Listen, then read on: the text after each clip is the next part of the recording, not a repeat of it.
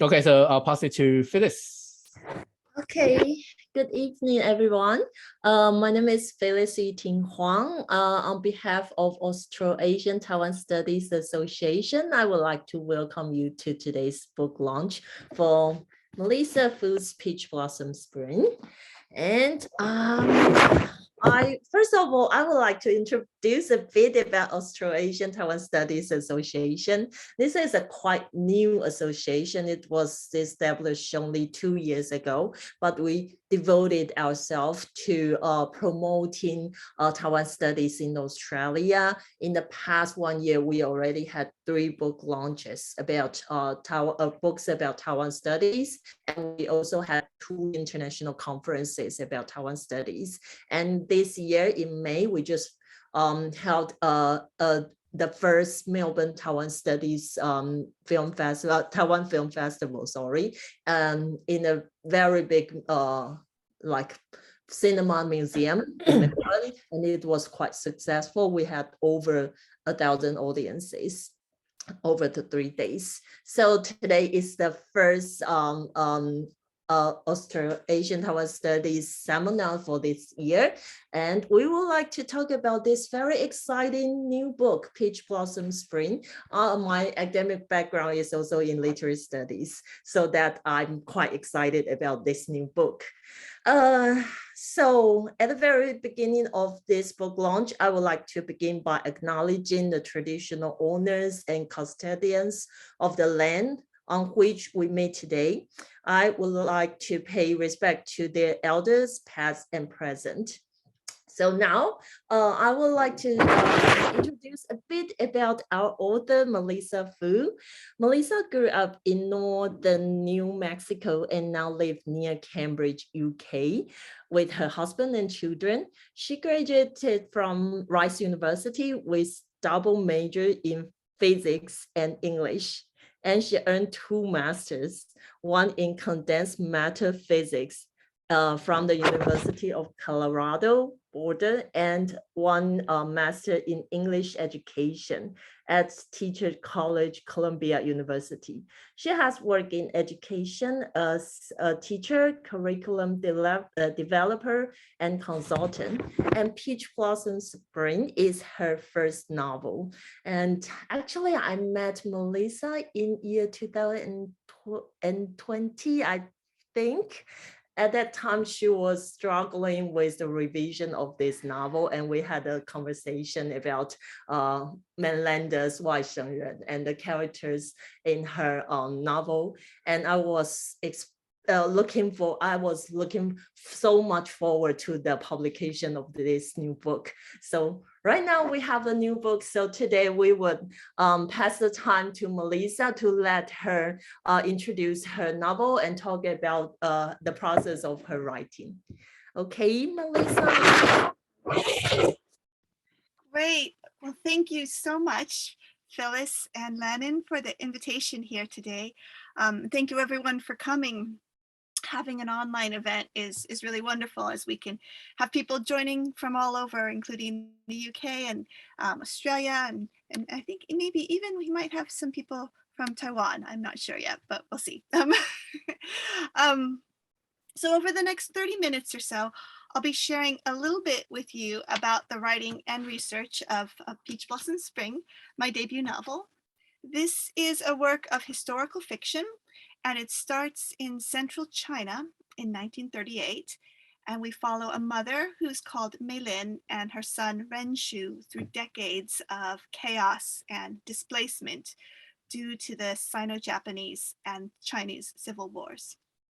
In late 1948, they flee war-torn China for Taiwan, and after some stability in Taipei, the son eventually emigrates to the US, where he settles. Spanning nearly 70 years, this is a book about a lot of things, but I'd say one of the overarching questions is, how do you rebuild a sense of home, family, and belonging when those precious things are shattered by conflict? So I thought I'd like to start with a little reading from the book, and we'll kind of go back and forth between readings throughout and some background on the book itself. But we'll start at the very beginning, and this is called Origins. Tell us, they say, tell us where you're from. He is from walking and walking and walking. He is from shoes filled with holes, blistered toes, and calloused heels that know the roughness of gravel roads and the relief in straw and grass. He is from staying each night in a different place, sometimes city, sometimes country. From roads that wrap around mountains and dip through valleys. From waterways shrouded in fog and mist. He is from walking across China. Tell us your memories, they say. He remembers kerosene lamps burning low, the smell of wood smoke, cold stone floors under his bare feet, urgent voices, the rasping of coins, carts creaking at night. He remembers a sandalwood puzzle picture. One way up, there are 100 monkeys.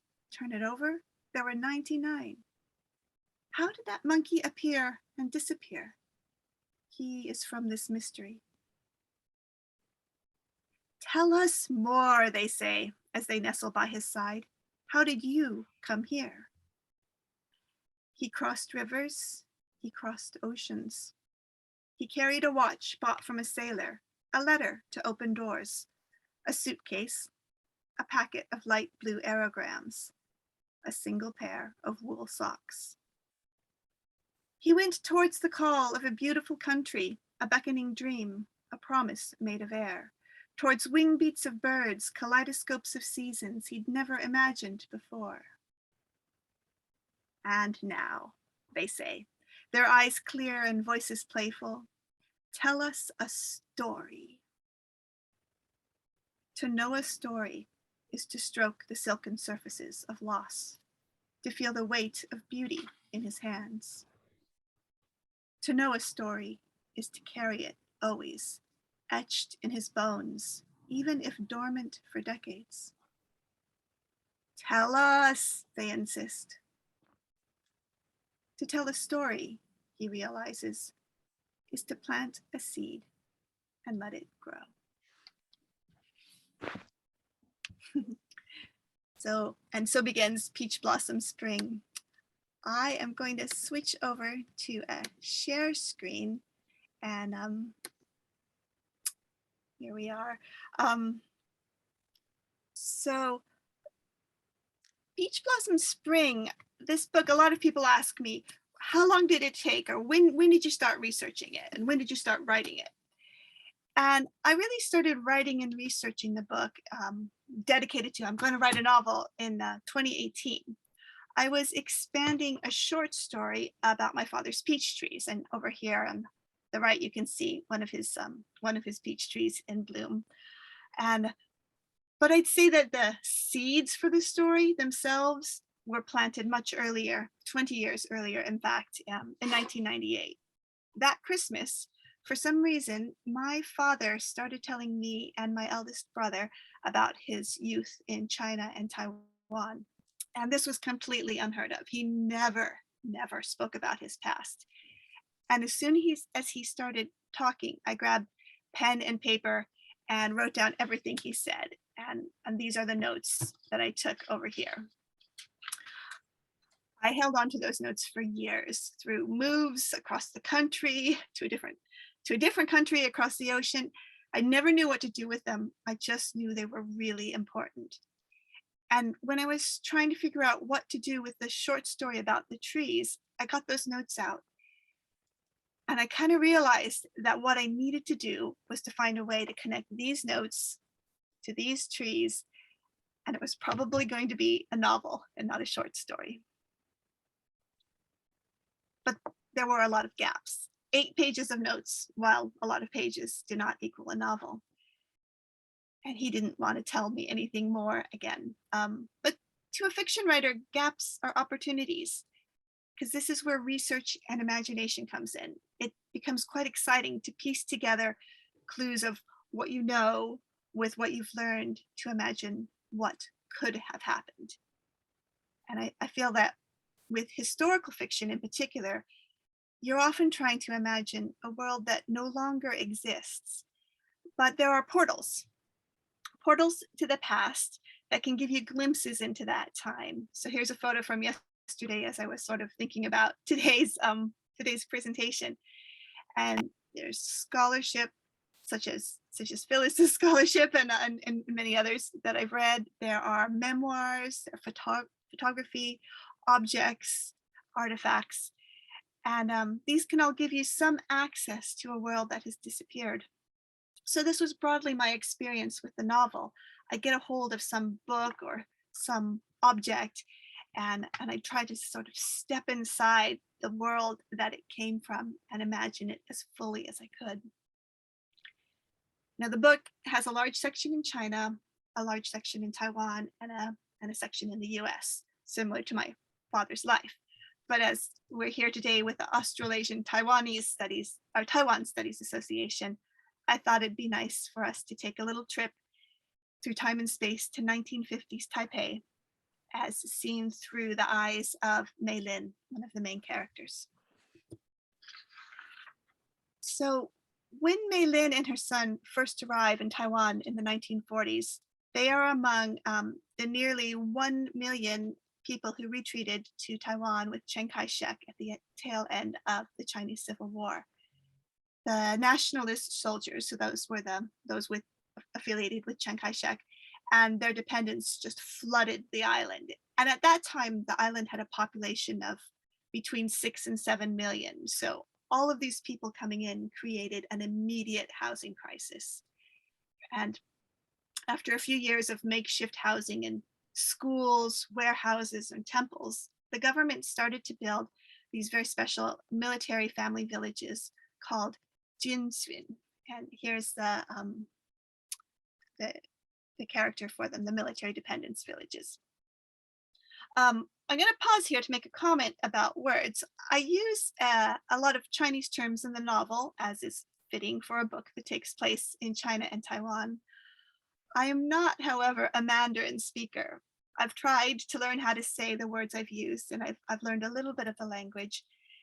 And I've hoped that readers unfamiliar with Mandarin will just give them a go. And if they don't know how to say them, a lot of people have told me they've loved the audiobook for that reason. Or you can ask a friend or ask wise old Google just to get a sense for how the words sound. I'm also hoping that readers who are Mandarin speakers, which may be many of the people here today, will be patient with my best efforts. I know it's not quite right, but I think this is how we learn anything. We get it wrong again, and we get it wrong again until maybe a little bit less wrong each time, until we get to the point where we're close enough to being understood. And I think this is the experience of many of the characters in the novel, just as with many of their real world counterparts who move from country to country and learn language. Anyway, back to the Jinsuen and what I did to research them. The picture I have here are a few in Taiwan, and you can see that they're quite small. They were nowhere near as permanent looking as these. These ones that remain, you can see, are brick and concrete, but the original ones were often sort of bamboo and sort of plywood board, mud, straw. They would fall down most summers in the typhoon season, and they'd be built up again. Here's, at one point, there were almost, I think, about 880 of these villages throughout the island, and they housed sort of the lower ranking military and their families. At this point, I believe only about 30 still exist. Many of them have gone the way of just being deserted and decayed. The one here on the left is one that still stands. It is Nanquan, or 44 South Village. South Village, and it's in Taipei. And this one has been converted into an arts center. Many more of them have been lost. But while they were at their heights, so to speak, and while our characters were there, they were vibrant and really exciting and close communities. So part of my research was to really look at these military dependence villages. And I went to the Jinswin Museum in Hsinchu City, which was wonderful, full of artifacts, photos, and stories. And I thought I'd share these two photos so you can start to imagine maybe what it was like when our characters were there. And then we'll hear an excerpt from Mei Lin herself. So on the left, you can see this is probably when they were getting government rations. Because these were military villages, they got a lot of their supplies from the government, meaning Chiang Kai-shek's government, who in turn were being supported by the US. And so a lot of the subsidy was a wheat subsidy, which contributed to the foods being made in the villages being wheat-based, so noodles, buns, dumplings. On the right, we've got a photo of these children, and they just kind of have a little glimpse of what I associate with what the stories that seem to be, although it was a close community, I think the kids had quite a lot of good times. They kind of could go in anyone's houses. And I was inspired in some sense by the Taiwanese author Zhu Tianxin's stories in remembrance of my buddies from the military compound, which are wonderful short stories that really give you a sense of what it was like in the Jinswin. But we're going to go now to New Harmony, Jinswin, in 1950. This is one that I made up, that title itself, and I didn't choose an existent one. And our character, Mei Lin, lives there. She has befriended a woman who is a wife of a military person, so she's gotten a spot in the village. They weren't, even though they were small, crowded, and impermanent, they were hard to get spots there because of this housing crisis. So Mei Lin's managed to share a place with her new friend Pei Lin, and they're really grateful for the place. So here we are. Imagine that you're in Taipei, Taiwan, September 1950. Maybe I'll pause the sharing. Well, maybe I'll leave those pictures up because you can imagine the place. At the Jinswin, Mei Lin's friendship with Pei Lin, that's her friend, strengthens. They continue to share the work of looking after the children, cooking and shopping. Mei Lin is grateful the kids have school. The government rations of food and basic supplies continue. They are reaching towards stability. Of course, military patrols are everywhere. That's to be expected. Everyone is preparing for when, in a few years' time, the KMT will retake the motherland from the communist bandits. There are American sailors, too, in Taipei. Since the outbreak of the Korean War, the US Navy's 7th Fleet has been patrolling the strait. In the evenings and afternoons, when it's too hot to stay inside, people drag chairs into the narrow alleyways between houses, chatting and reminiscing as they try to cool down. The atmosphere overflows with stories and songs in different dialects, and often people prepare dishes from their hometowns to share. When people speak of returning to the motherland, Mei Lin grows quiet. They long for families, homes, friends, beloved places. But when Mei Lin looks back, she sees nothing but loss, no one but ghosts. Kids run wild through the compound, in and out of each other's houses, trading toys, foods, swear words. Gossip travels across the alleyways and down the lanes faster than those gossiped about can get home to set the story straight. Mei Lin sometimes feels like she's part of a big family. Still, one must be careful. Eyes and ears are everywhere. More often than not, when Mei Lin looks out the window, someone else looks back in at her. Sounds, smells, and conversations passed straight through the thin walls. Everyone heard Mr. Chen the night he stumbled down the alleyways, drunkenly cursing the KMT, cursing the Generalissimo, and even denouncing Madame Ching. And no one was surprised when the garrison command dragged him away 2 days later. In Mei Lin's view, as long as you don't criticize the government or make anyone else jealous or angry enough to falsely accuse you, it's possible to grow even flourish here. Besides, after all the betrayals in Shanghai, Mei Lin has lost all appetite for politics.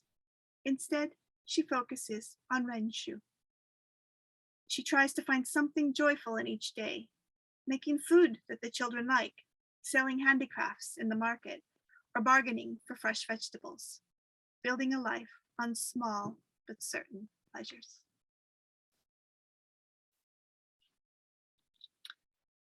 So the Junsun were where the lower ranked military and families lived, but the generals and civil servants and the elites also needed somewhere to live, and they were not going to live in these tiny 2-room houses. So they tended to take over some of the larger houses built during the Japanese occupation of Taiwan, which preceded this period. That was 1895 to 1945.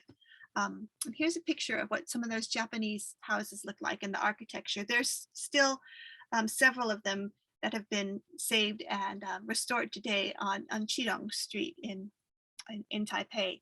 I became really interested in this class divide in the experience of those who went to Taiwan. I mean, it was difficult for everyone, but the elites, the civil servants and the generals, I think really had a different way. They ended up in the nicer house that could get quite a lot of luxuries, and everyone viewed it as a short time. But their lives were in some ways quite a lot more comfortable, although I think they sometimes complained about that this was Japanese architecture and they would rather have Chinese architecture. And I wanted to compare that with the middle and lower class families in the Jinsun. So what happens in the story is that over the years, and here's just another one of those beautiful houses, over the years, Mei Lin and Renshu's circumstances change, and they end up moving away from the Jinsun to live in one of these houses where Mei Lin works as a domestic for a highly ranked general, General Huang. And one of the side effects is that she's no longer living in such an insular community. A lot of the families living in the compounds, they just saw no reason to interact with any of the Taiwanese because they thought they weren't going to be there for very long. But Mei Lin now, she's out in the city of Taipei, and she's seeing more people getting a sense of what this place was like maybe before the exodus of exiles from China. So I have next to share with you 4 slides with photos of Taipei in the 1950s. They are photography from this photographer, wonderful Taiwanese photographer Deng Nanguang, he's kind of archived and cataloged Taiwan through much of the 20th century with beautiful photography. So we're going to focus in on some of his 1950s pictures. So here you can imagine a little bit what the city was like. People out, lots of bicycles. You can see some of the streets. This is a view of Hanyang Road from New Park, which is now the 228 Memorial Park.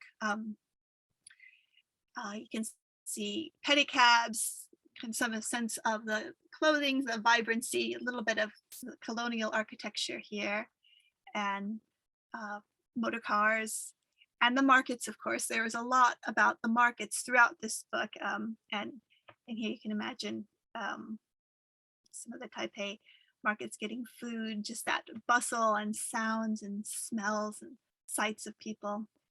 And this picture really moved me. There were several pictures that Deng Nanguang had of women washing the laundry in the river. I think we will soon go to another excerpt and join Mei Lin in Taiwan, in Taipei.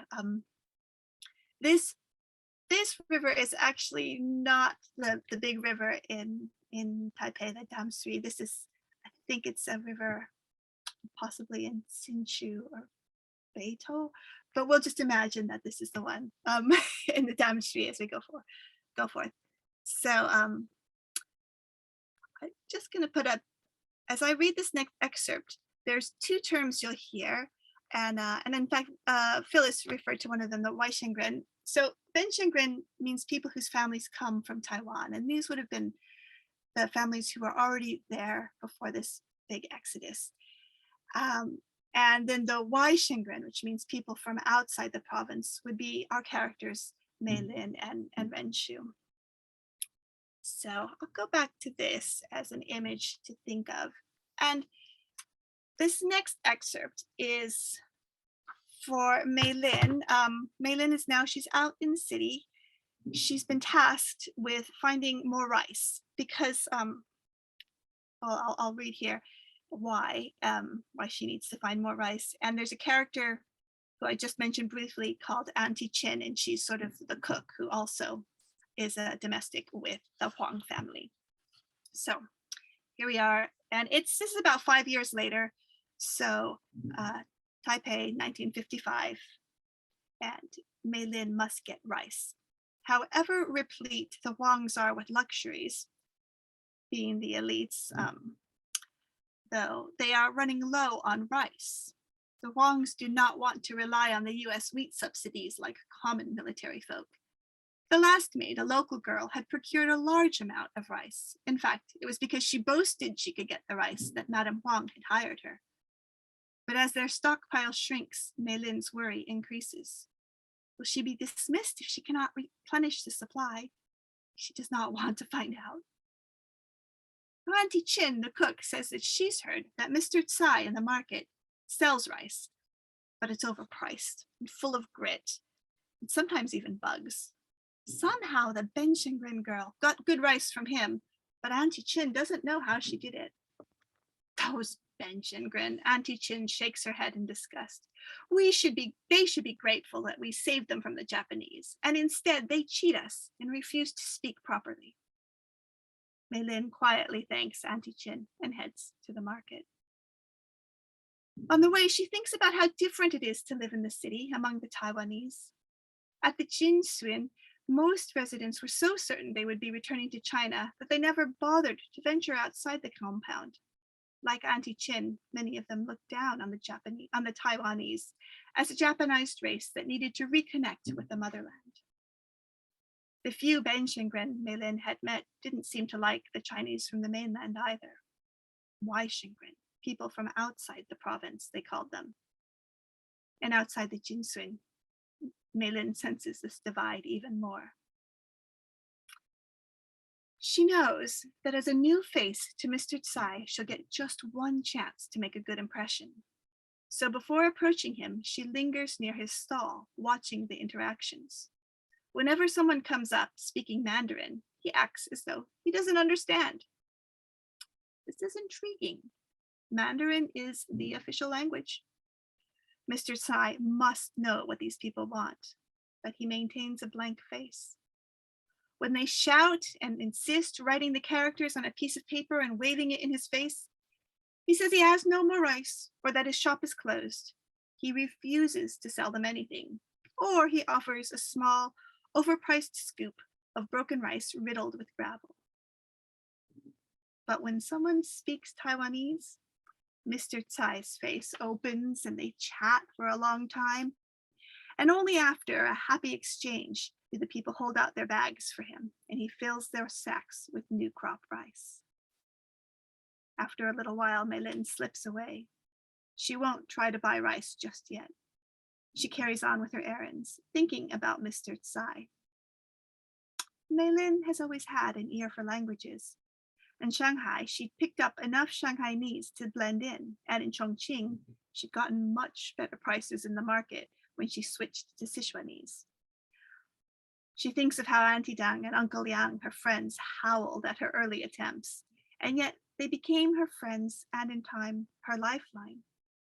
Mei Lin smiles to herself, but then her reminiscence is clouded by the memory of the losses that followed in China.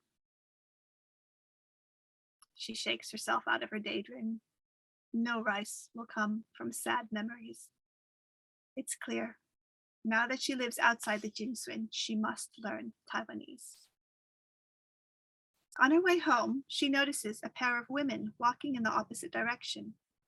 Over their arms, each carries a woven basket filled with piles of linens.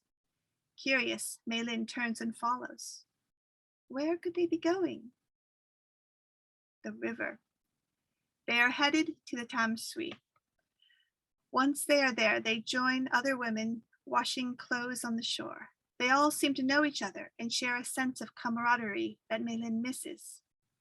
Some have children who help or play in the water. It reminds Mei Lin of how the women in the Jinsun would gather to do the washing, exchanging jokes and gossip, making the burdensome task light. She listens carefully, trying to make out the words. These Benshengren women are speaking in Taiwanese. First, Mei Lin is surprised. Overeager to enforce the government's Mandarin-only policy, the ever-present military police are likely to arrest anyone they hear speaking Taiwanese. But here, Mei Lin reflects, the splash and gurgle of the river cover the women's voices and grants them a small freedom. When the weekly drudgery of doing the laundry next arises, maybe Mei Lin will bring her basket to the river and see what she can learn. And this becomes quite an important point for Mei Lin, where she starts to indeed learn what has been going on in Taiwan beyond the Jinsun from those women. I'll skip to that. So sometimes it can be the case that when you're researching for something in historical fiction, whatever you're looking for is no longer there. And in fact, I had two addresses from my father's time in Taipei, one of where his mother lived and one of where his uncle lived. And I asked a friend to help me find these addresses. And in fact, they were completely gone. There wasn't the building, not even the street. And this kind of made me think about how, as a city, and many cities, but Taipei in particular, changed so much and evolved, just grew hugely through the 70s, 80s, and 90s. And it also made me think about how our ideas of a place get frozen in time and memory, even as the actual place itself evolves and changes. So I wrote that experience into the story too. But just as there are some things that aren't there when you go to research them, you discover other things that you didn't expect, and then you know they have to be a part of the story. And these final slides, I reshaped some of the final chapters of the novel because I wanted to include this district in Taipei, the Dadaocheng district, and in particular Dihua Street. These are some of the oldest streets in Taiwan, with roots in the Dutch colonial times, so that's the 17th century. And they're still very vibrant today, this neighborhood. This is a neighborhood that probably my characters early in the story would never have gone to, Ren Xu and Mei Lin, when they were within the Jinsun, because it was really in what was the older Taiwanese part of the city. But as Mei Lin spends her years in Taiwan, and kind of starting from that point at the river where she starts to speak with the Benshengren women, she just kind of melts into the city. It becomes her home, and she spends 50 years in Taipei. So you can see in Dadaocheng district, there are these long, narrow, well, they're not that narrow, but these long arcades, and then the shop sellers push out wonderful goods to be sold during the day. There's fruit, there's a famous fabric market. And I should say that the character Mei Lin is an amazing seamstress, and she kind of finds her place through becoming a seamstress in Taiwan. So we're going to go to the final reading. We're going to jump from the 1950s to 1997. And now Mei Lin is an older woman living in the Dadaocheng district and reflecting a little bit on her time there. So here we are in Taipei, Taiwan, 1997. This photo, though, was from 2019, but I think the archers were probably there in 1997. So Taipei, Taiwan, March 1997. The days, the years have passed in a flurry of work and gossip. At Auntie Lo's stall in the Yongle fabric market, there is an endless stream of brides choosing silks and satins for special chipaos, newly rich businessmen and women seeking tailored suits, and ever sleeker and more sophisticated, they still come to be measured and fitted. Meilin is cherished for her ability to choose shades and textures that bring out a person's best. She no longer recalls when she shifted from being a customer to working at Auntie Lo's.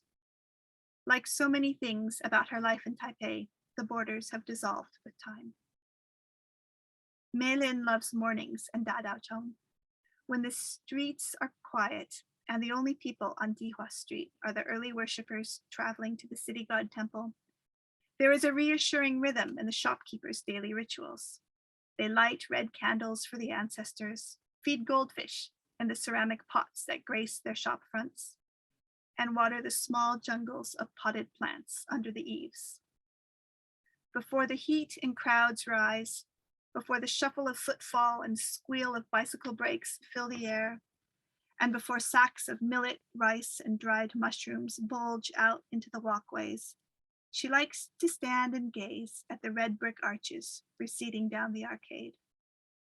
Some mornings, she thinks she can almost glimpse, at the furthest end, a young mother and her boy walking past the vanishing point.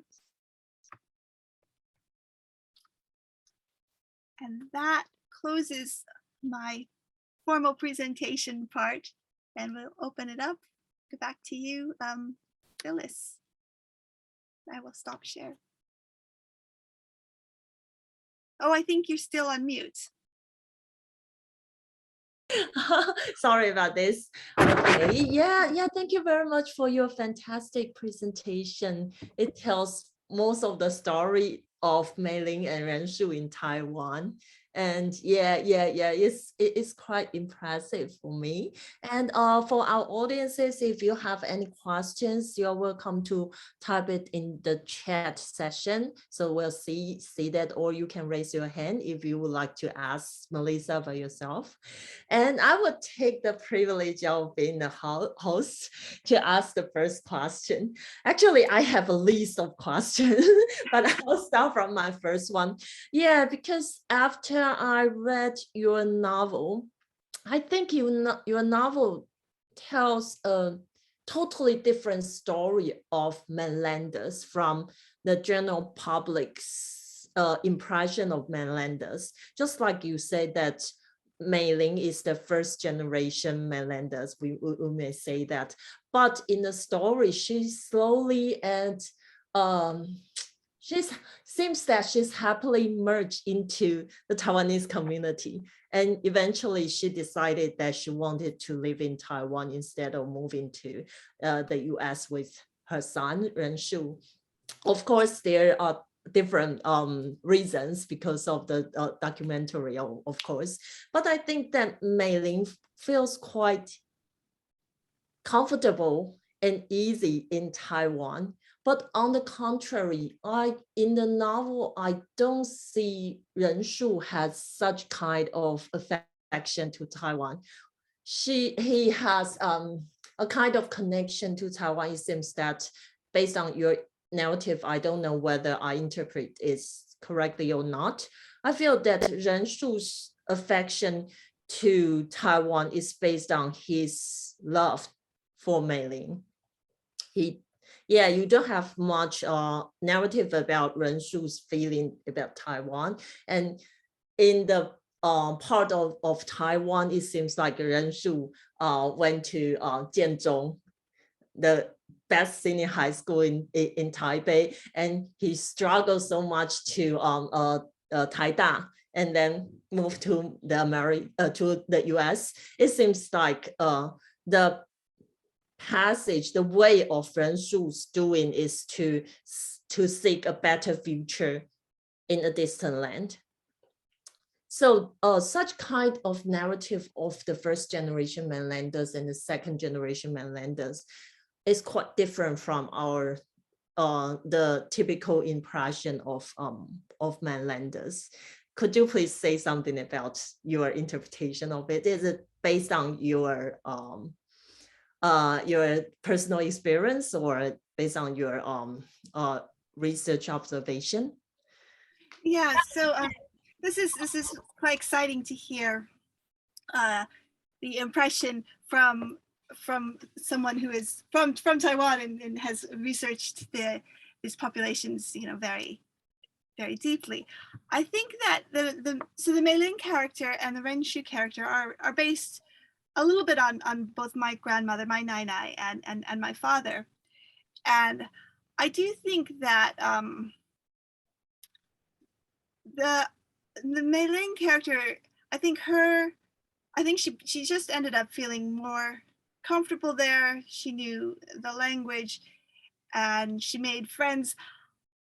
Part of the sort of novelistic license I took is I wanted, as the more that I researched about Taiwan, I wanted to get into the community, and I didn't want to just keep the story within the Wai Shengren. So I made her a little bit unusual, I do think, in befriending Taiwanese families and kind of actually mixing in. But I do think that the real person was an unusual person and quite stubborn. So, and as the character herself is. So that was a little bit of a glimpse trying to, my choice to try to see how Taiwan in one way evolved a little bit from those early, the early times when the KMT first came over. And I don't do too much. She's still kind of focused on what's happening in China with some of her friends. There's some references to when people try to go back to China and what they feel. I think there could be even more written about Taiwan's democracy movement and how that affected communities. Although I don't know that she would have, as a character, I don't know that she would have clued into that as much. She was just really focused on being happy with her friends. Ren Shu, on the other hand, so this is an interesting distinction. I think he sees Taiwan as a place of finally some stability after so much upheaval in his childhood in China, probably so from age 4 to about 14 or 15. It's just this constant movement, constant changing of places, and in Taiwan they're finally staying in one city and even one place in the Jinsun for several years. And then so that, but his focus partly from Mei Lin has always been education, and this is true for my father. So trying to go to the best high school and then try to go to the best university and then just keep going and keep going. I think that constant movement was maybe what he knew. The character, I think so when he first arrives in Taiwan, it's this place of stability, but he doesn't yet put down roots in the sense that he wants to stay. Then he goes to the US. When he makes the decision to stay in the US, I think he's realizing that he can't be in two places at once. And it's so hard to hold two places that he just has to let one go. And I think that is a reflection from my father. I do remember him saying one time, he said, it's hard to live in two cultures. And I think he always felt a bit torn. So there was this fondness throughout his life. This is now my father, not Ren Shu, a fondness for Taiwan, but maybe not a deep connection. I did want, though, the character, he does return towards the end, and that was really important. He did need to go back at some point. So yeah, the part of returning to Taiwan is really touching. Yeah. It's kind of finally Ren Shu has a sense of relief. Yeah, I think that was the. I'm really glad to hear you say that, because that was the main. That was what I wanted him to feel. I mean, that there's a difference between letting go, being far away, and saying I'm going to let and let the place go. And that's not quite relief. That's just pushing it away, actually going and making some peace. That's the relief. Yeah. We have several questions over here. Kayo, would you like to unmute yourself and ask questions? Hi, thanks, Phyllis, and thank you, ASTA for hosting this amazing virtual event, and thank you, Melissa, for writing this brilliant book. I really enjoyed it. I'm actually in Taiwan. I'm actually Taiwanese Canadian, and I just moved back to Taiwan with my husband, who's American. And I'm actually here right now, this exact minute, with my friend who is Taiwanese and who's a photographer, and we're working on a project about my family. So the reason why I picked up your book is because I'm also doing this sort of genealogy ancestry project, but it's more of a fictional, more sort of nonfiction, and probably more like a creative project rather than a straight up text-based book. So yeah, so like a lot of the things you wrote really resonated with me.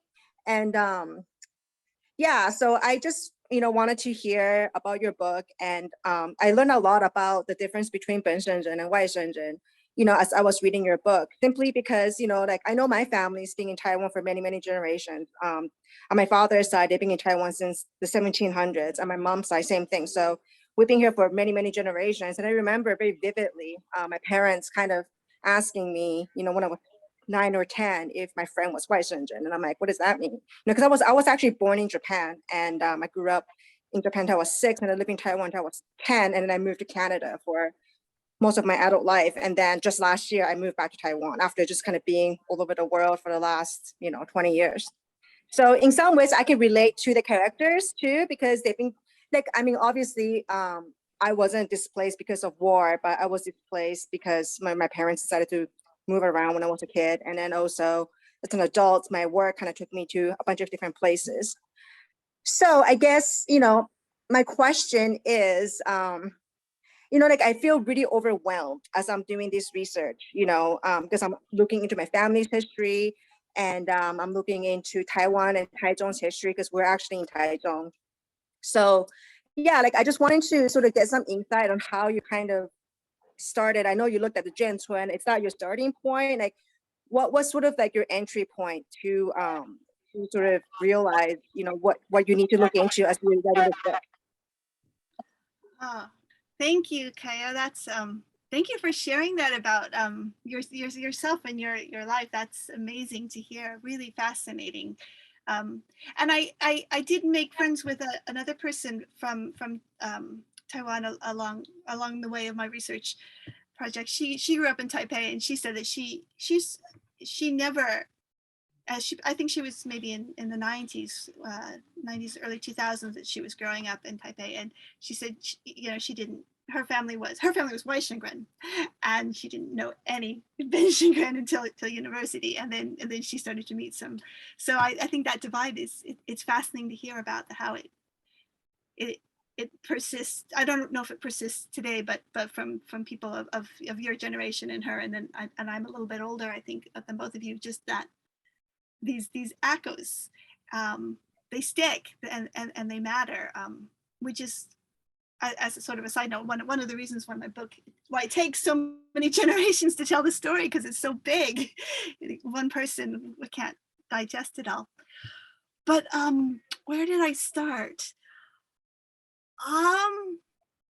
Yeah, I guess I had a couple. I kind of had a beginning and an ending point in mind. So that first book, that first section I read, The Origins, was something that I wrote, and I didn't expect to write that. I wrote it in response to a prompt. I was running a writing workshop, and I was asking people to write. That the idea was, where are you from? But it was much more metaphorical than, I'm from Los Alamos, New Mexico, and so I was going to do it for myself.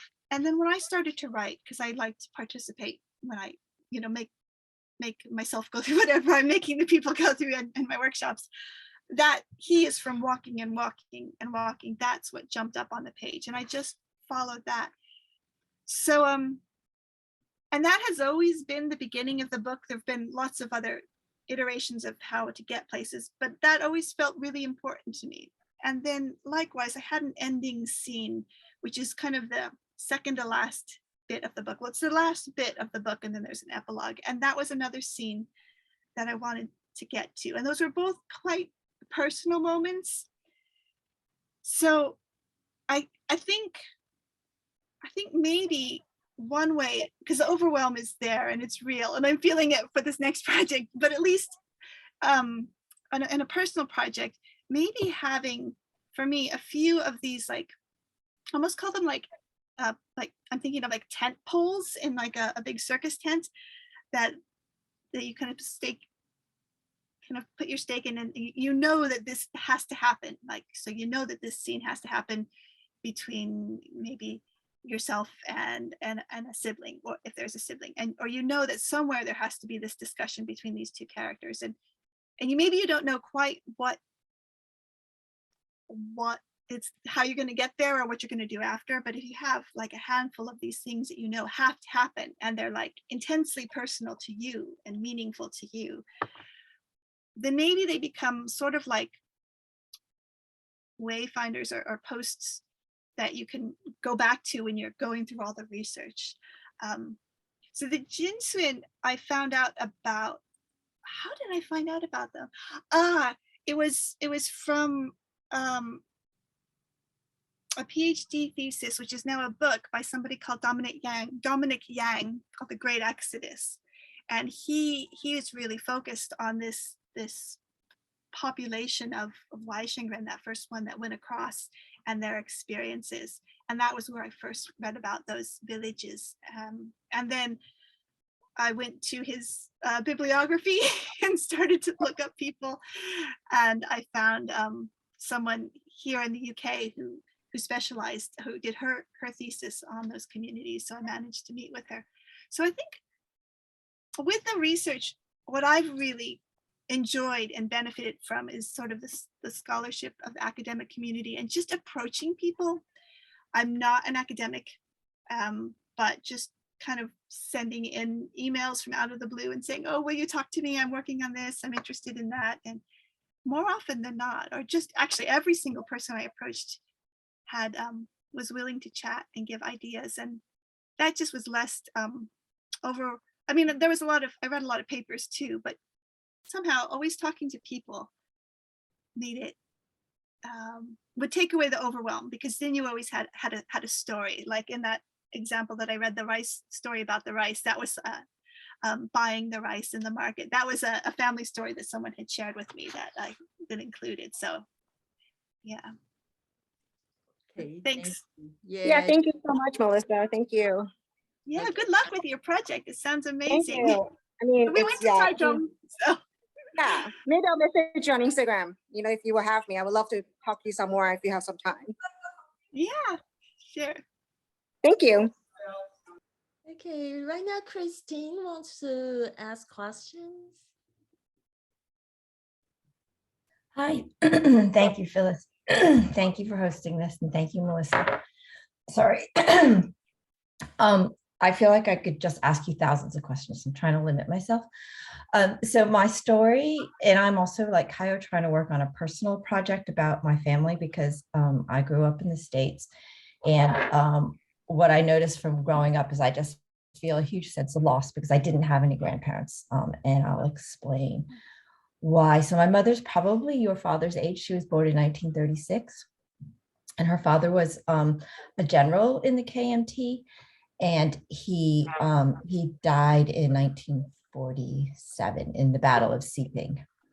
And so then she went to Taiwan, and there's loads to this story that's kind of crazy. But anyways, she went with her mother and her family to Taiwan when everyone else did.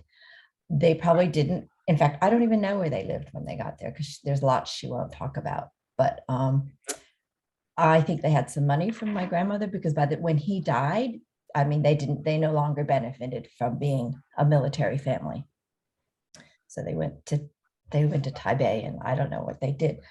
But my interest in doing this project, it has to do with loss, the loss of different cultures, et cetera, et cetera.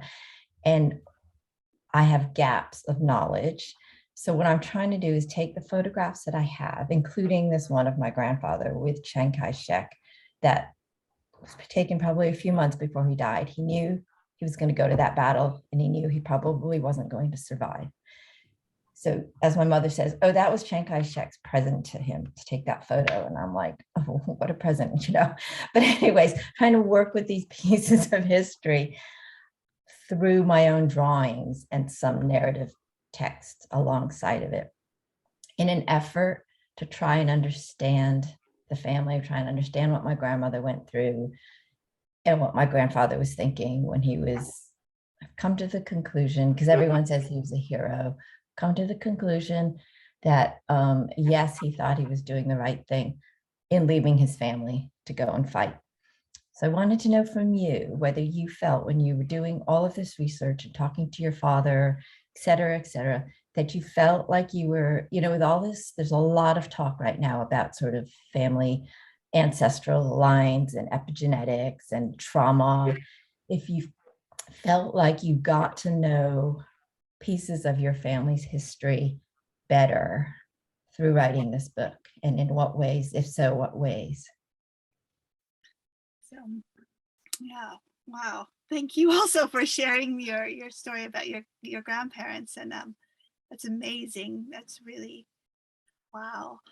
I think, so did I learn more about my family, and in what ways? How? Definitely, I definitely did. So the thing about my dad was, so he was born in 1932, we think, he says, you know. um, and he's passed away now. He passed away while I was writing the book. But he's, what was I going to say about him? So he told us those stories that one time in 1998, but then never again. And I just didn't have the nerve even to ask him again, even when I was working on this as into my 40s. I just didn't have the nerve to say, can you tell us those stories again? Because I could see that he was quite peaceful and happy with, you know, his trees were growing. He was retired. He had great peaches. Why? So I didn't ask him for more details. My mom at one point said, well, she said something along the lines of, you got to tell him you're writing a book about him because he's going to want to know what's in it. And I said, it's fine. And then she said, he doesn't remember telling you anything because she told him, you know, she said, well, Melissa's got these notes. And he said, I never told them anything. So it was like this window opened when he told us and then closed again. So I feel like I did get to know more about what the family could have been like. I still don't know a lot of facts, but I got enough to think of a particular experience. After he passed away, we did find some papers that he kept, and they never showed us. And in fact, there was a letter from 1968 that, so he would have had this letter for a long time, but never showed us until we found it, which was from his uncle. So there was an uncle, a little like in the story, who was of some influence. And it was about the loss of his father. In the story, the counterpart to my dad's father, Xiaowen, he dies in the Taiyu Zhuang. But in real life, my yeye was actually died in Shanghai in 1932 before my dad was born, and there was a Japanese raid. And so yeah, I think that was a clue, because we never knew what happened to him, but we found this letter, and then so then I had a concrete clue. And just recently with that, I knew that the family had worked in the post office. That's not in the book, but because I couldn't find out very much. But I came across somebody, again, trolling websites. I was on the SOAS website. That's the School of Oriental and African Studies, which is a real acronistic name, but it's the University College London, and there was somebody whose PhD thesis was about the post office, the Republican post office in China and Taiwan, really looking at that era. And so I just emailed this person out of the blue, do you know my grandfather? I gave him the name. And in fact, he did. And he came back with all sorts of information. So just in the past few weeks, I've had loads of information, more information about the family. So there's always stuff coming up, I guess. And people do know. I think we think these people disappear, and maybe they disappear from our family lore, but they were out there in the world, and somehow there are records, and sometimes people can find stuff for us. I really believe that. I think what the second part of your question was about if it's changed how I something about changed me. I think I feel like I know a lot more about,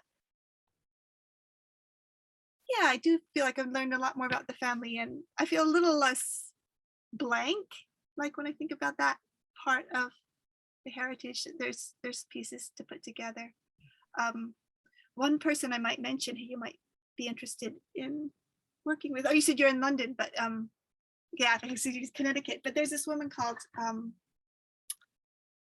Kim Zhang, QM Zhang, and she wrote a book called Accomplice to Memory.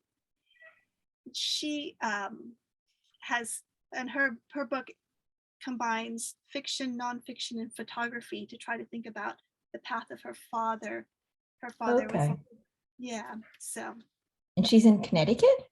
No, she's in, I was just thinking East Coast of the US. She's in, I think Massachusetts or Boston area. That's, yep, okay, cool. Yeah, QM Zhang, with Thank you. HANG. Yeah. Oh yeah, Kayo has put the, Kayo Chang. Oh, thank you, Kayo. Yeah, she's really interesting, so. I was just thinking that some of this, what I'm doing also, when you said that it fills parts of you, this research, it's also, I feel like I'm doing it for my children too, because I've married somebody who's half American and half Japanese.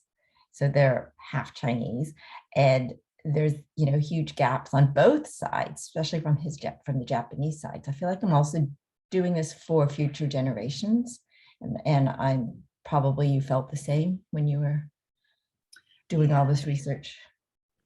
So actually, I'm pretty selfish. I'm doing it for me. Oh, that too, but yeah, but no, I think that's beautiful and important to do. I think my kids will. I mean, they're like, yeah, that's your book, Mom. I mean, they're teenagers, but at some point, I think they might.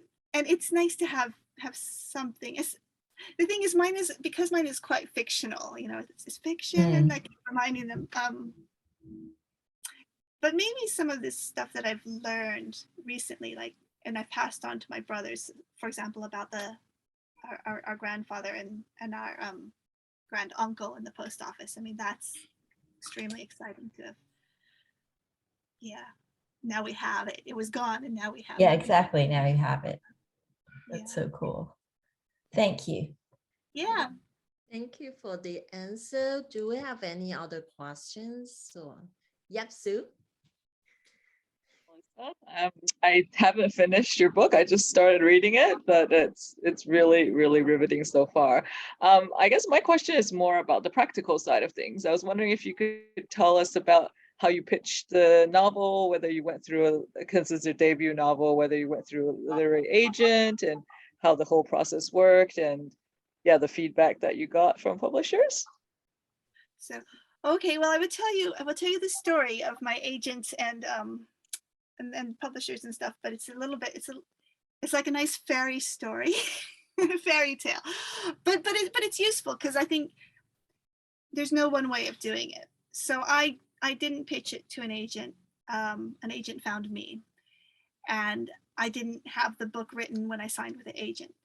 So, but what I did have is I had written a lot of short work, and I was quite visible online, and the agent found me online. So I woke up one morning to an email in March 2018 with a subject, "You're writing," and I opened it up and it says, dear Melissa, I enjoyed this particular piece of yours. It's called Mixed Blessings. It's online still.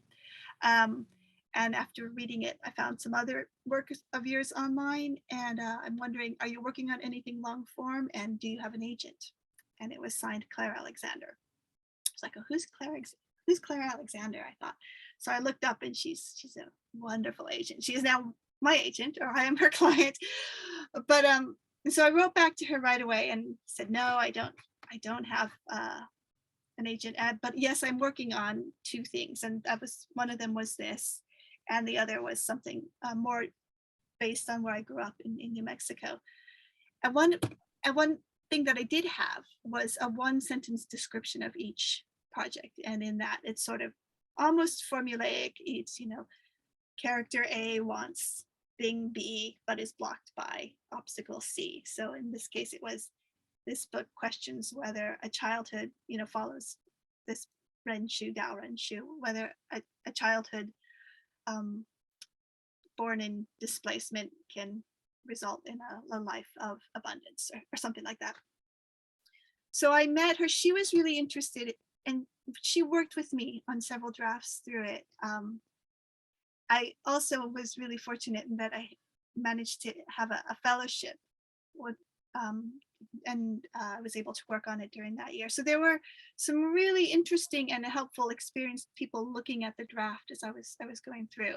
And what was great was my mentor at this fellowship at the University of East Anglia and my agent really had opposite views of the book.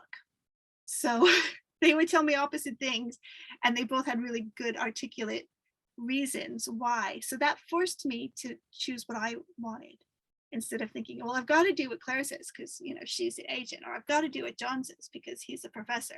No, I've got to do what I've got to do. So by the time we had the draft, or through several drafts, and then she submitted it to publishers, and we went with there was an offer, a preempt. That was neat because then working with editors, there was a huge amount of structural editing. And a lot of that was the story itself. What happened didn't change too much, but it was kind of, the image in my mind is like a graphic equalizer, like, they kind of, made the characters come more alive, made the plot tighter, thought about pacing, sequence. And so I think I did it kind of in some ways backwards from, there's this traditional, you start thinking about what's your inciting incident, what happens, and how things get worse, and then they all resolve. I kind of did that later. I wrote the story I wanted to write, and then I was really fortunate enough that the bones of it were strong enough that then these editors really helped try to make it better. I learned a lot from them. Yeah. So be visible, I think is the. Thank you. Yeah.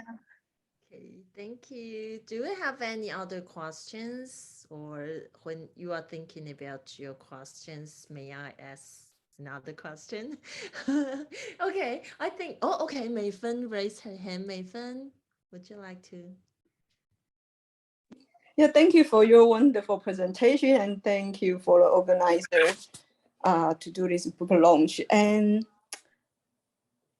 I have no time to read your book yet, but it really looks like a beautiful book, because I'm really looking forward to read. But before I come to your presentation, one is very interesting me is about the life, migrant to United States. So I wonder, and we all know what happened last month, what happened in California. And I wonder if you can share your reflection on the tension between, 本省人、外省人 in overseas beyond Taiwan. And my second question goes to, thank you to showing the picture of Taipei. It really made me feel homesick tonight. And I'm not surprised to see how you use the language to refer the identity struggle, or how they integrate to the Taiwanese society. I'm also wonder, in any way you may also use the food to refer their experience in a different society, because that somehow is my research interest, to see how the food influence the identity, how to influence the migration or diaspora group to reshape and to redefine who they are. So I just wonder, in your book, did you use, any kind of the experience on, what they eat and how they share the food, and maybe they create a new food to share with each other? Thank you. Yeah, thank you. Thank you, my friend. So that I got the second question about the food. I think I might have. The first question, we might need to go back to that because I think I forgot what it was. I wasn't writing down, but we'll talk about the food. Yeah, food is a huge point of, I think, for people to address homesickness and to connect. I think I tried some. I think had I grown up in Taiwan, or if my dad had made more Chinese food, I probably would have been able to incorporate more food into the book. I do think, interestingly, when I went on my research trip to, so I tried to trace the characters' footsteps a little bit. So I went to China. I was in Chongqing, in Sichuan, and then a little bit along the Yangtze, and then I went to Taipei. There were foods and flavors and smells in Chongqing that were familiar to me, even though I had never been there. I think from what my dad, had made, he would find packets and spices, or some things that he would get at the Chinese grocery store in New Mexico. And so there would be these tastes, and I was like, I know this taste. And similarly in Taiwan, a little bit, like I had gone as a child with him. And even now there are things that I can, like, there's a particular cookie that I keep looking for. There's a particular kind of crumbly almond taste that I'm trying to find, that I remember from our visit to Taipei. And we'll go to the Chinese grocery store, and I'll buy all the different cookies each different times. It's not quite, haven't found it. And I think this is what my dad was doing a lot in New Mexico. He would buy stuff and he would kind of concoct and make his own things. And I think it was like a way of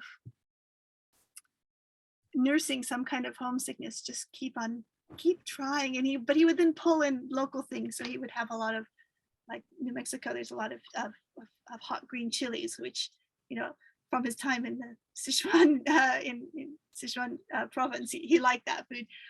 There is something that really resonates with the way something tastes, that goes, I think, beyond words. So as much as I could, I tried to pull that in. I think there's probably scope to make it even richer. I think that's a really, really powerful way of looking for connections. And your question about reflecting on Weishengren and Benshengren overseas, can you say it again? Yeah, I guess my question is, from your personal reflection, did you witness, any tension between the different groups? They all somehow connect to Taiwan? And because from my assumption, for example, in Australia, there is often the tension between the group, even they have, they all have the connection to Taiwan, but because of their identity politics are so different, so like often have the tension between Chinese and Taiwanese. And I also want to hear if you have any reflection on what happened, in the California with like accident, someone just shoot the so-called Taiwanese. We still struggle to, to define how to call them.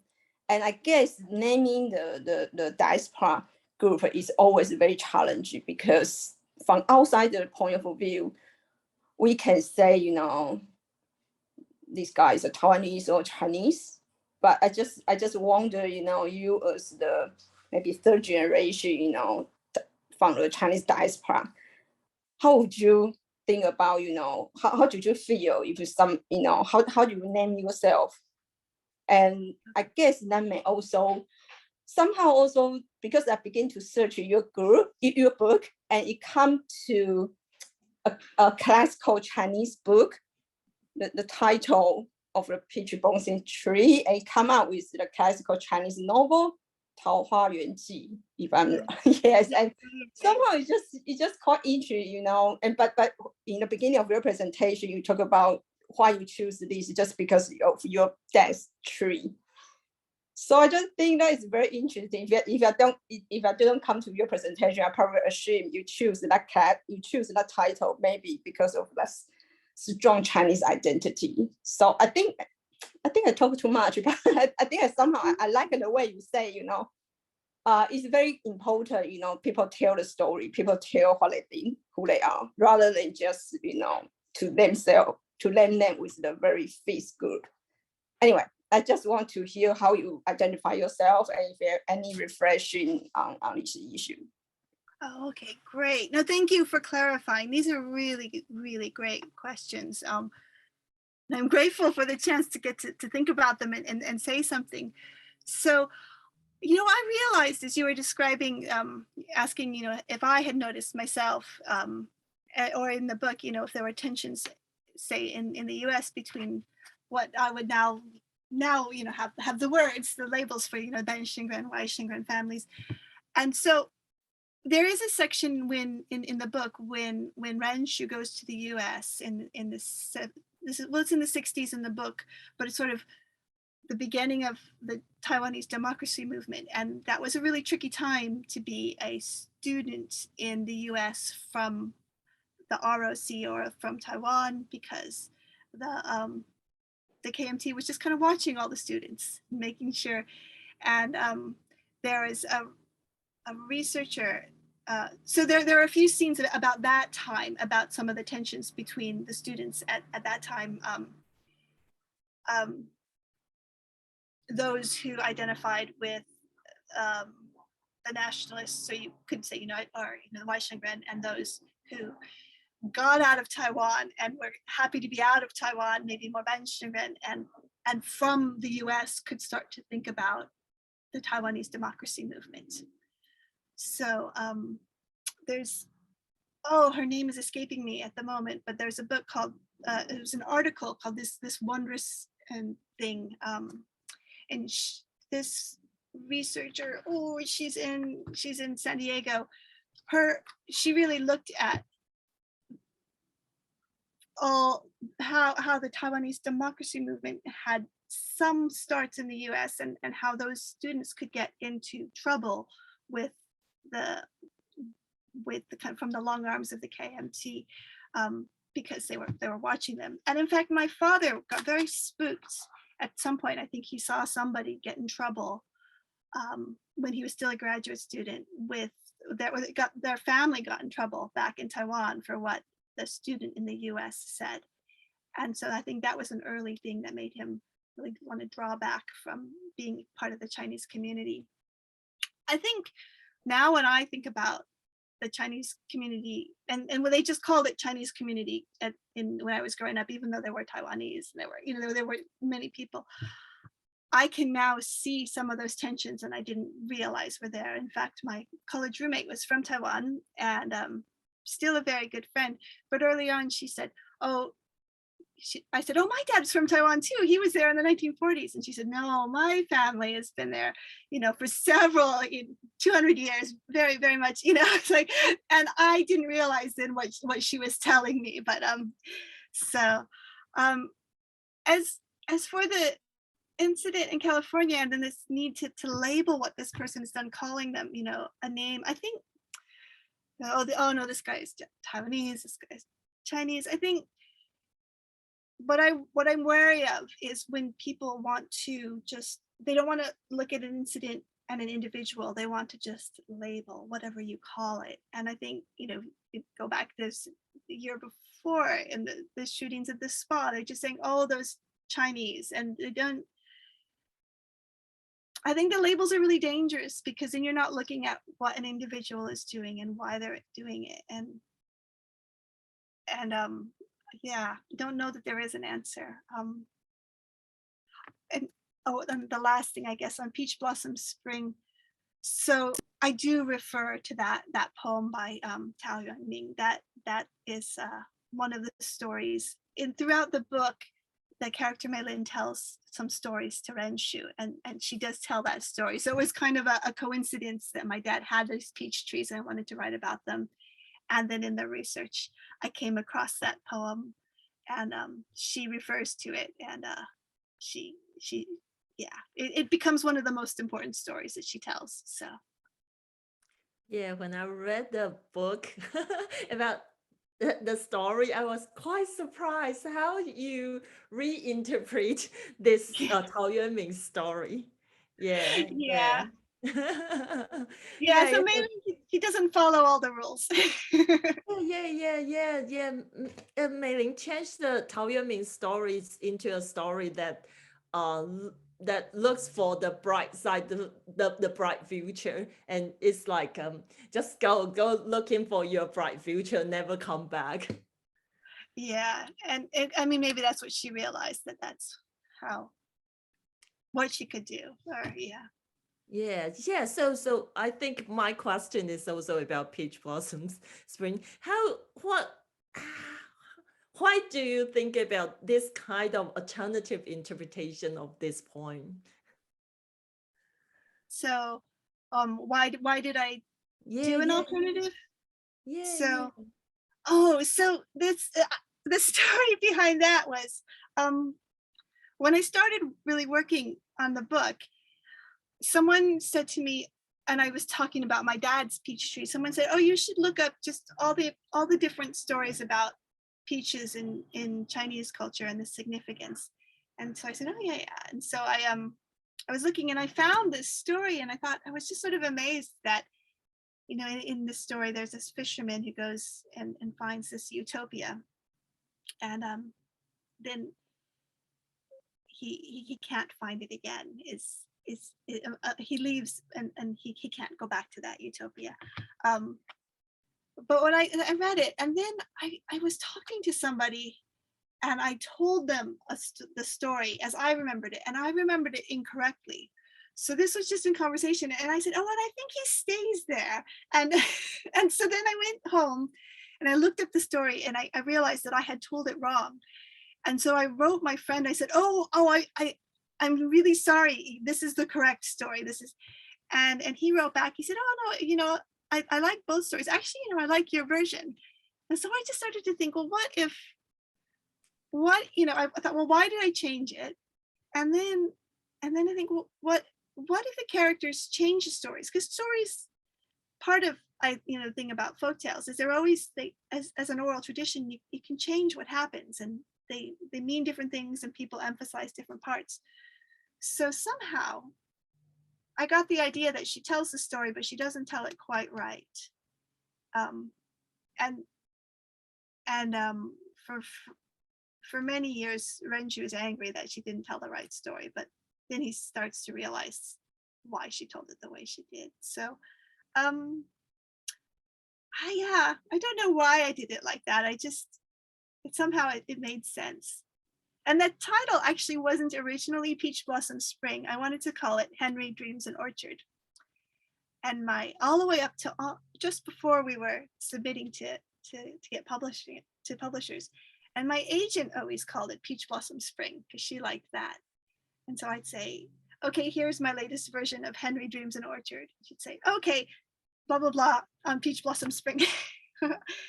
So I think she liked that title. And then also, as I wrote, the more I wrote, I think more the center of gravity of the meaning of the book shifted from being about the orchard at the end, even though that was one of my sort of poles that I hung the story on, to what is it if you're looking for a promised land, and if you get to one, then what? You know, what about everything that came before? So. Mm-hmm. I think the different version of Peach Blossom Spring that you tell in this story become the major theme of this whole novel. Yeah, that is very important. So, yeah. Okay, I think we can go on and on and on and on for the discussion, but our time's up. Okay, thank you for Melissa's very insightful presentation and the beautiful book. So if you haven't read this book, please go buy this book. It is available in Australia. Yeah, thank you. you, Yeah, and I've Maria. had a really lovely time this morning, and it's been great to have a little bit more in-depth questions, especially once people have read the book. It's really fun to talk. So thank you everyone for coming. And Thank you. Thank you very much. Thank you. yeah. Thanks.